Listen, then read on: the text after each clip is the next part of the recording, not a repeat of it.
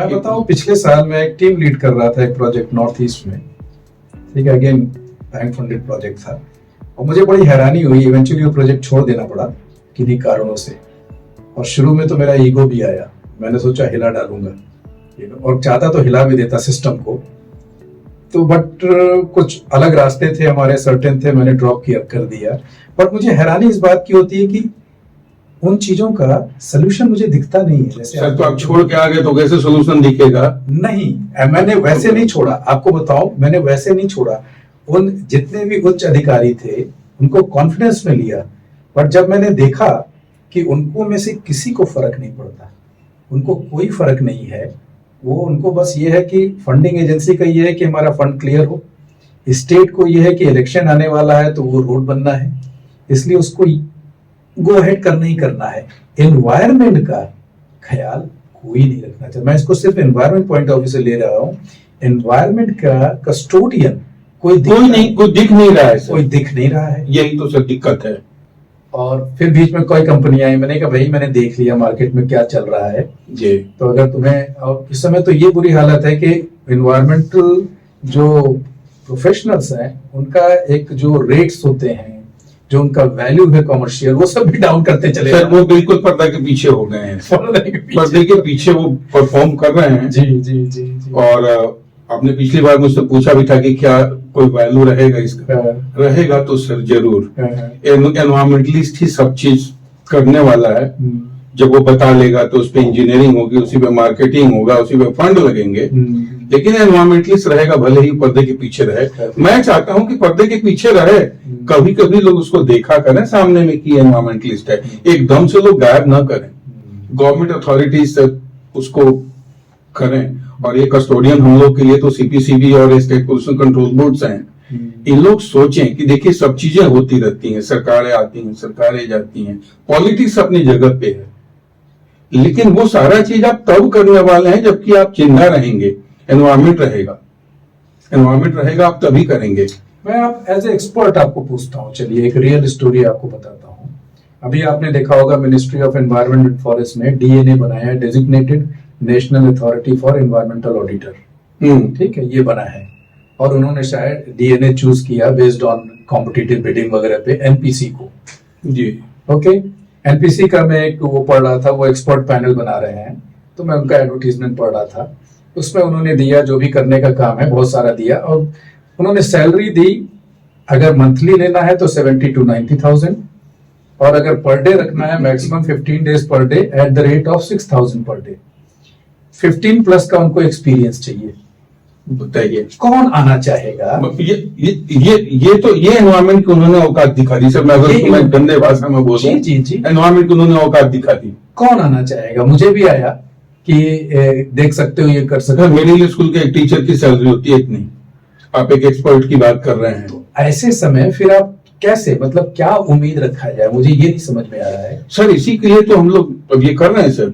आप छोड़ के भागिएगा मत, भाग आप भी लगे रहिए। एक तरह से लगे ही हैं, हम ये जो बातें कर रहे हैं एक तरह से मैं लगा ही हूँ, इन अ डिफरेंट वे। मैं सर चाहूंगा, अर्निंग तो सर कहीं से कर लेंगे सर, एनवायरमेंट में नहीं मिलेगा तो कोई बात नहीं है, खेती कर लेंगे, वो भी आता है, जुड़े हुए हैं प्रकृति से, अर्निंग अपना चला लेंगे। एनवायरमेंट पे लेकिन लगे रहेंगे, क्योंकि आधी जिंदगी हमने गुजार ली है इसमें, अब इसको छोड़ नहीं सकते, लेकिन हम डॉक्टर जीडी अग्रवाल भी नहीं हो सकते जी। हम सिर्फ अनशन नहीं करेंगे सर, हम तो पोक करेंगे सिस्टम को। आप हाँ, ये मैं सोचूंगा कि मैं अपना बीट कर रहा हूँ, जो मेरा है जी, उतना मैं करता रहूंगा। मैं किसी को तो जगाऊं, तो फिर मैं जगाना चाह रहा हूँ सर। भागवत गीता की बात हो गई ना कि कर्म करो फल की चिंता मत करो। सर वही है, तो कर्म करते रहने का है। लेकिन लोग सोए हुए हैं, जो बैठे हुए हैं वहां पे, जिनको करना करो, मैं उन्हीं को जब जोड़ूंगा। तो अनुग्रह जी, उसमें मैं आपका साथ देता हूँ। आपने बोला मैं भाग रहा हूँ, भाग नहीं रहा हूँ, इन बातों को मैं आपसे करता रहूंगा, और देखते हैं कि हम इन बातों को कहाँ तक ले जा पाते हैं। बट आज के लिए मैं इसलिए यहाँ पे क्लोज करूंगा, क्योंकि जो दर्शकों ने ये जानना चाहा, आपसे थोड़ा टेक्निकल जानना चाहते थे, वो जो शायद आपने उनको बताया। फिर अगली चर्चा में हम फिर कोई आपके साथ टेक्निकल प्रश्न उठाएंगे, हम आगे ले चलेंगे सर। आप बहुत सारी चीजें हैं, मुझे इसमें से बहुत, मतलब इसमें से खत्म करने के लिए बहुत सारी चीजें हैं। मैं चाहता हूं कि लोग जाने, मैं चाहता हूं कि डायरेक्ट यूजर्स जाने, मैं चाहता हूं कि अथॉरिटीज जाने, मैं चाहता हूं कि यंग कमर्स जाने।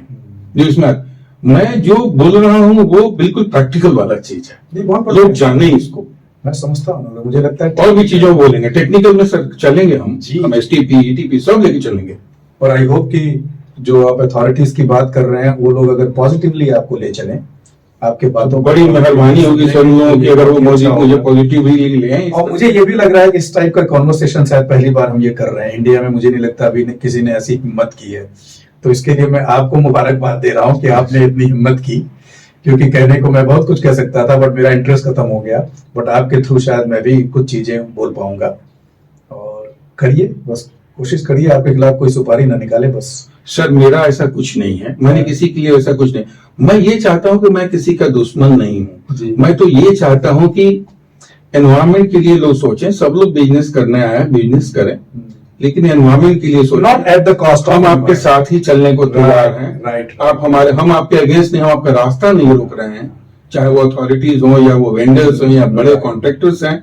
मैं तो सिर्फ एनवायरमेंट की बात कर रहा हूँ। राइट। आप मेरा ये वाला चीज कहिए, मैं आपकी भावना पर्यावरण को लेके चलना चाहते हैं, कोई मेरा दुश्मन नहीं। आप कमाइए जिसको जो मिल रहा है ऊपर वाले की मर्जी से, लेकिन इसके लिए सोचा कीजिए, उसके लिए काम तो करिए। जरूरत हो तो। अब मैं तो ये तरकीब बता रहा हूँ कि आप कैसे सही चीज ले सकते हैं, सही चीज लेने की बात कर रहा आपने हूँ। बहुत अच्छी मैं किसी के रास्ते में आने की बात नहीं कर रहा हूँ, मैं किसी पर्टिकुलर को हायर करने की बात नहीं कर रहा हूँ। मैं तो चाहता हूँ आप कैसे सिलेक्ट करें, कैसे इसका भला हो। हम आपका भला और अपना भला चाहते ही नहीं है सर। हम अपना भला कहीं और से करेंगे और आप तो अपना भला कर ही रहे हैं। मैं तो पर्यावरण के भले की बात, मैं सिर्फ एनवायरमेंट की बात कर रहा हूँ। बहुत बढ़िया, मैं समझा, मैं आपकी ये भावना समझ गया।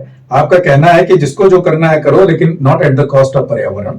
वो आपका बेसलाइन होना चाहिए, बॉटम लाइन, और उसके ऊपर जिसको जो गेम खेलना है वो करते रहे, कोई प्रॉब्लम नहीं है। ये भी एक बड़ा अच्छा थॉट है मेरे ख्याल से कि उसको जो मेंटेन किया जाए, और बाकी जिसको जिसके पास जो काबिलियत है वो करता है।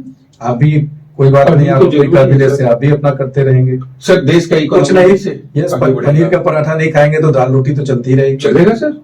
बहुत बढ़िया, बहुत बढ़िया। तो आज मैं रुकता हूँ अनुग्रह जी, फिर कभी बात करेंगे। बिल्कुल सर। आज आप आए, thank you very much. Thank you sir.